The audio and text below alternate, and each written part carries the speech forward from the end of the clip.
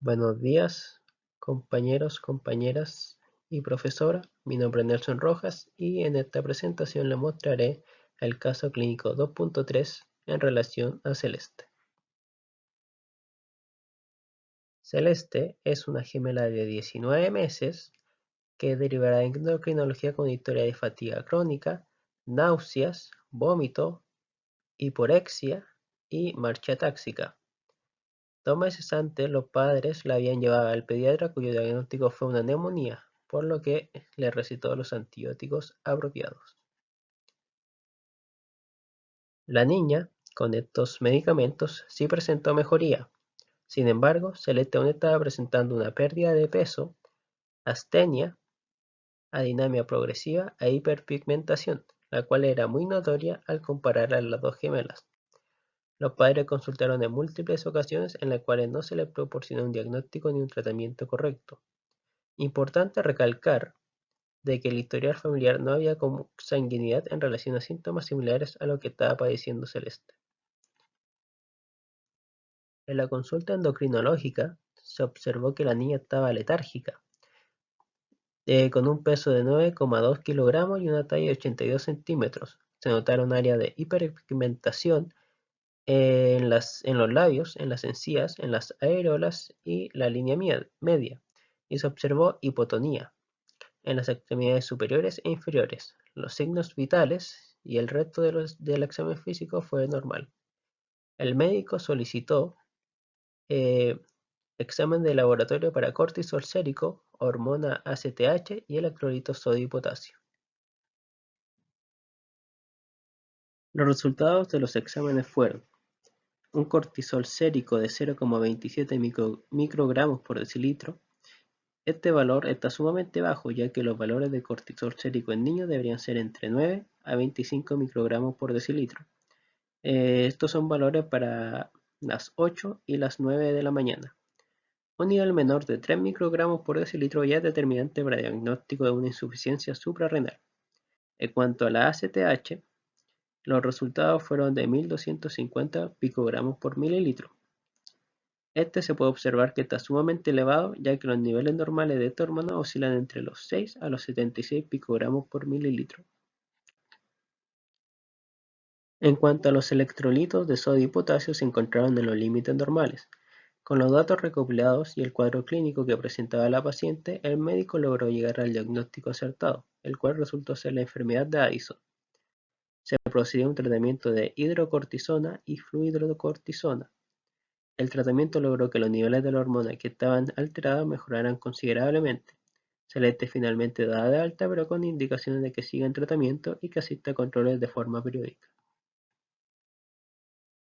Ahora hablemos del eje endocrino. El cortisol es una hormona producida por las glándulas suprarrenales. Estas están ubicadas en los polos superiores de los riñones con un peso aproximado de 4 gramos y producen dos tipos de hormonas, las catecolaminas y las esteroides. El cortisol correspondería a las esteroides. Esta glándula se compone de dos porciones diferenciadas, la médula, que ocupa el 20% central de la glándula y se relaciona con el sistema nervioso simpático, y por otro lado tenemos la corteza, la cual se caracteriza por sintetizar las corticoesteroides, que son sintetizadas en base al colesterol. El cortisol es el esteroide suprarrenal más conocido. Su producción diaria es de 10 a 20 miligramos al día y su vida media es de 90 minutos. Su biosíntesis tiene lugar en la capa fasciculada mediante la acción de enzimas. El precursor de todas las hormonas esteroideas es el colesterol. Este puede proceder de la ingesta dietética o puede ser sintetizado a partir del acetato o la coenzima A. La conversión del colesterol en los diversos esteroides involucra la acción de una serie de enzimas pertenecientes, la mayoría de ellos, a la familia de proteínas citocrómicas P450. La amplia familia de proteínas citocrómicas P450 consiste en más de 10 familias de proteínas codificadas por más de 100 genes y pseudogenes. En las células suprarrenales, la ACTH aumenta el número de receptores para las LDL, así como la actividad de enzima colesterol esterasa, que libera el colesterol libre a partir de sus ésteres, aumentando, por lo tanto, la cantidad de colesterol libre intracelular. En esta imagen podemos apreciar los diferentes estudios por los cuales es necesario que pase la molécula de colesterol hasta llegar a la forma de alguna hormona esteroidal. En el contexto del caso clínico de esta presentación, el estadio final de hormona que queremos ver es el cortisol. En esta imagen podemos observar cómo, con ayuda de una gran cantidad de enzimas que trabajan en conjunto y armonía, el colesterol va pasando por las diferentes formas. Primeramente pasa pregnenolona, donde después pasa a 17-OH pregnenolona o a progesterona. Independiente sea el caso, necesitaremos que pase a 17-OH progesterona, después a 11-desoxicortisol y últimamente a cortisol. El cortisol circula en su mayoría unido a una proteína transportadora llamada CBG y solo un 5% circula libre, lo cual correspondería a un 0,2 a un 0,5 microgramo por decilitro. Pero esta se une a la albúmina si es que las concentraciones son demasiado altas. La función de la CBG no es esencial para las acciones del cortisol, ya que cuando aumenta o disminuye, o incluso si está ausente por alguna patología congénita, el cortisol libre permanece normal, que es el verdaderamente activo. Posee un ritmo circadiano, el primero de los descritos, con pico al amanecer y valle a las 11 de la noche. En esta tabla que presenta en esta diapositiva podemos ver los efectos del cortisol sobre la función de los diferentes tejidos. Aquí en esta parte podemos ver cosas que ya hemos visto, como es el lugar de síntesis, que es en la corteza suprarrenal, en la zona fascicular, el precursor que era el colesterol y la vida media que de 60 a 90 minutos. Podemos ver que se estimula a través de la ACTH por el ritmo circadiano, por el estrés, por el horario de actividad física y por la alimentación. Y por esta parte podemos ver los efectos que tienen los tejidos. Aquí podemos ver que en el sistema nervioso central cambia el estado de ánimo y los cognitivos y también modula el apetito. En el corazón tiene un efecto inotrópico y cronotrópico positivo. En el hígado promueve la producción de glucosa por medio de la gluconeogénesis. En el músculo esquelético degrada las proteínas a favor de la gluconeogénesis. En cuanto al páncreas, estimula e inhibe la secreción de la insulina en el estrés agudo y crónico respectivamente. En cuanto al tejido adiposo, libera los ácidos grasos como una fuente alternativa de energía y de glicerol para favorecer la gluconeogénesis.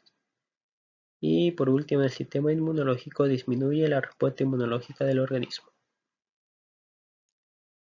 En esta diapositiva veremos a mayor profundidad la regulación del cortisol. La secreción del cortisol es controlada por el sistema nervioso central, específicamente por las neuronas del núcleo paraventricular del hipotálamo, que sintetizan y secretan la hormona liberadora de corticotropina, o CRH, como dice aquí, al sistema portal hipoficiario. La CRH alcanza la neurona del lóbulo anterior de la hipófisis y las estimula para sintetizar y secretar ACTH, o hormona adrenocorticotrópica, que por vía sanguínea sistémica estimula las células de la hormona suprarrenal de la corteza, que responden con la síntesis y liberación de las glucocorticoides, entre las que se incluye el cortisol, y las libera la circulación sistémica. Las hormonas esteroidales no son almacenadas en el sitio de producción, por lo que su secreción es regulada por la tasa de síntesis. El cortisol regula su propia producción por un mecanismo de retroalimentación negativa. Por vía sanguínea sistémica, el cortisol alcanza el hipotálamo y la hipófisis y se regula de forma negativa la secreción de la CRH y la ACTH, respectivamente. Por otra parte, la secreción de cortisol presenta variaciones diurnas, esto es, existe una producción máxima de cortisol en las mañanas y la razón exacta de este ritmo diurno del cortisol no se conoce con exactitud. Ahora, en cuanto a la patología del caso, que era una patología llamada enfermedad de Addison, esta enfermedad, también conocida como insuficiencia suprarrenal primaria, es un trastorno poco común que se produce cuando el cuerpo no produce suficiente cantidad de determinadas hormonas. En esta enfermedad, las glándulas suprarrenales no producen la cantidad necesaria de cortisol y generalmente tampoco producen la cantidad óptima de aldosterona. La enfermedad de Addison se presenta en todos los grupos de edad y en ambos sexos y puede ser potencialmente mortal. El tratamiento consiste en tomar hormonas para reemplazar las que faltan. Los síntomas que presenta la enfermedad de Addison se suelen desarrollar de manera lenta y a menudo durante varios meses. Por lo general, la enfermedad avanza de manera tan progresiva que los síntomas pasan completamente desapercibidos, hasta que se presenta una situación de estrés como una enfermedad o una lesión que empeora los síntomas. Entre los signos y síntomas podemos encontrar los siguientes. Primero veamos los relacionados al caso clínico, que eran lo que le ocurría a Celeste, que eran fatiga, pérdida de peso, baja en el apetito, la hiperpigmentación, las náuseas y vómitos y la desorientación, que esta tiene relación con la marcha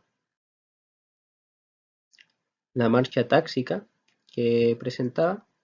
Y entre los otros síntomas que presenta la enfermedad de Addison, pero no estaban presentes en Celeste, podemos ver la presión arterial baja, la hipoglicemia, el dolor abdominal, el dolor muscular y articular, la irritabilidad, la depresión, la caída del pelo corporal o disfunción sexual en mujeres.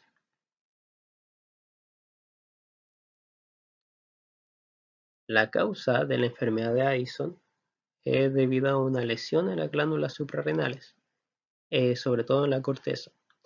Esto es lo que produce el déficit de cortisol y generalmente también produce el déficit de aldosterona. La capa externa, o sea la corteza, produce un grupo de hormonas llamadas corticosteroides, como habíamos dicho ya, y entre estos estaban los glucocorticoides, los mineralocorticoides y los andrógenos. Los glucocorticoides eran las que donde se incluía el cortisol y esto influye en la capacidad de convertir los alimentos en energía.